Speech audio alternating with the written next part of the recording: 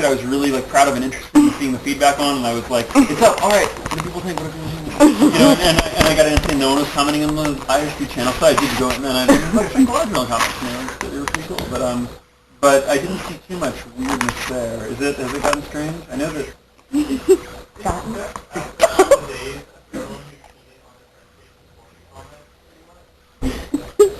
Okay.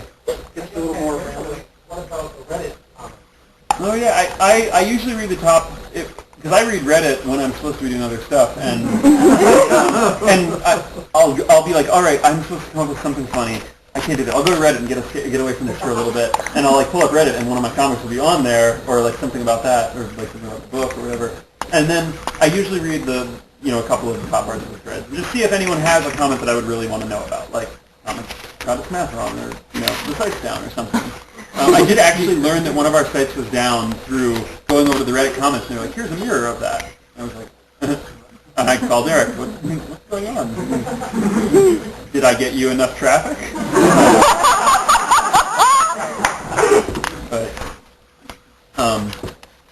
But yeah, so I read them occasionally. I actually, so I don't do too many events like this.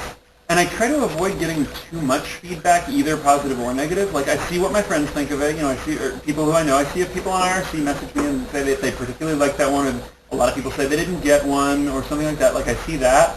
But beyond that, it gets weird. It's too hard not to navel gaze all the time, and to just think like with every idea you're having, all right, how would this idea play with the people who have this opinion of the comic? How would it play with this? And you can, I mean, for me anyway, I can just get to where I don't want to write anything at all because I'm thinking too much about how different people will react to it. So I try to keep that to a minimum, and also, I really like doing these kinds of events, but once I've done like 4 or 5 of them, I go back to draw, and I'm thinking, okay, those people are now going to be going and reading that, reading that. Yeah, and so a lot of the time, like when I'm doing something like this, then the next series of comics will just be stuff from my sketchbook, that I pulled out and decided to turn into a comic rather than something completely new. So yeah, I try to avoid too much of either positive or negative feedback, and just draw things that make me laugh and make my friends laugh. But it's nice. Sometimes mail gets through and people say nice things, and that's cool. Any other questions? Are there any like jokes or comments you really wanted to get working but never were able to comment about it? And you had like some past comments together, partially written. I didn't. So I don't have. I did something I did at the other event that I've avoided doing, and I'm probably not going to be doing more. But I had a sketchbook with me, and I actually put up so the people on the projector some of the sketches of like doodles that did not make it into XKCD. And in a little bit, if someone, I don't know when this event is scheduled to end, but we'll want to be doing signing and stuff at some point soon. Yeah. I don't know. I have my phone beautifully often in my pocket, so I don't know what time it is. Okay, cool. Well, we'll do some more questions for a bit, and we can do signing. But I'll get the sketchbook out and show some of the comics that I showed there when people are coming up. Okay, that's not bad. There was one where I just got stuck on the idea of giraffe shave. And probably for the best, that never turned into a comic.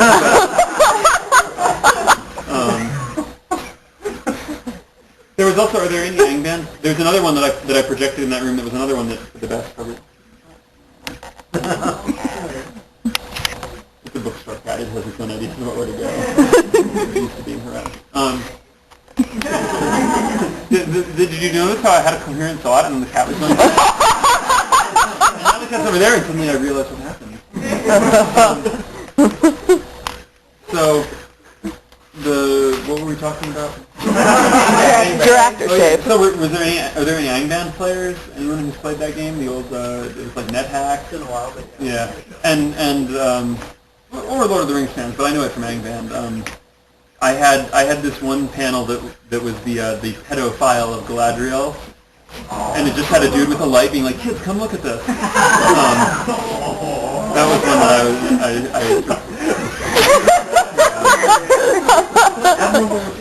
I So yeah, I very frequently come up with puns that I do not do as comics, that I want to and am talked down from.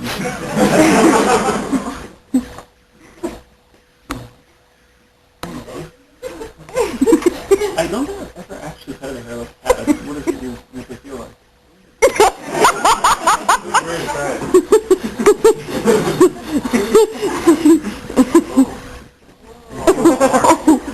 Whoa, it's like velvet.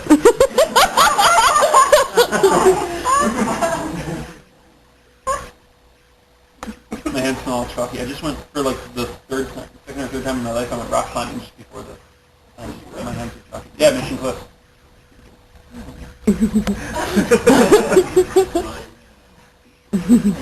I hope you aren't going to do it.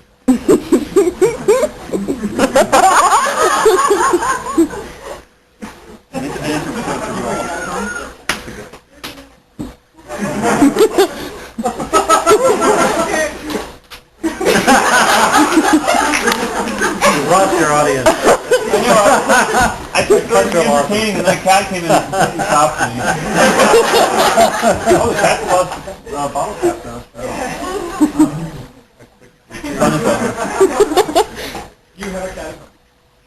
My family has a cat. I do not have a cat right now. But I don't know. We'll see. I know that there are some allergy issues with actually keeping a cat in the house running. So but the hairless cat, I don't know. I think that just being hairless isn't enough to be hypoallergenic. They're not hypoallergenic? Yeah, those cats cost like $4,000.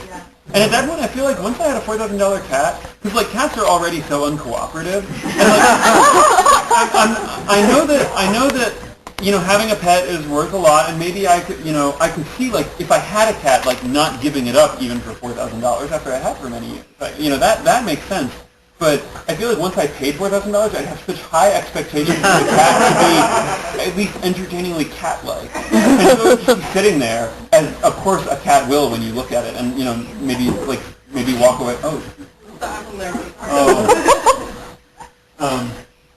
But I would just have such high, I don't think I could get a $3,000 cat to be like, oh hey, you did just go chase that Julie ball. That was entertaining. Is that $3,000? Of course, I sort of have the same theory about kids, so.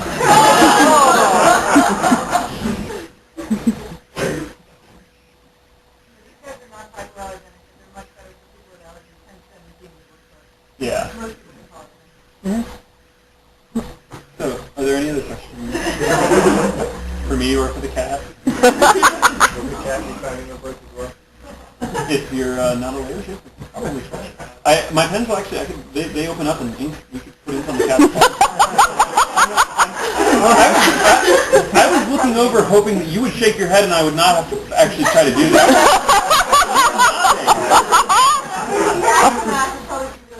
Well, you get all the little footprints. So there's a great, I think this is from bash.org, but there was a quote about someone who was talking about how they had a new cat they were introducing and wanted to make the old cat like it. And apparently they read somewhere that what you're supposed to do is put butter on the new cat's forehead, and then the cat that's already there will see the new cat, and then want to lick it and like it because it tastes like butter, and that'll get them being friendly with each other. But that was for people too. Yes, it does. Oh, wait, liquor. It's okay, it's San Francisco. So, but and apparently though, what it turns out that buttering a cat is a very effective way to butter the rest of the house. And I think that ink is probably the same way. A very effective way to get ink on anything that the cat touches. So, any other question over here?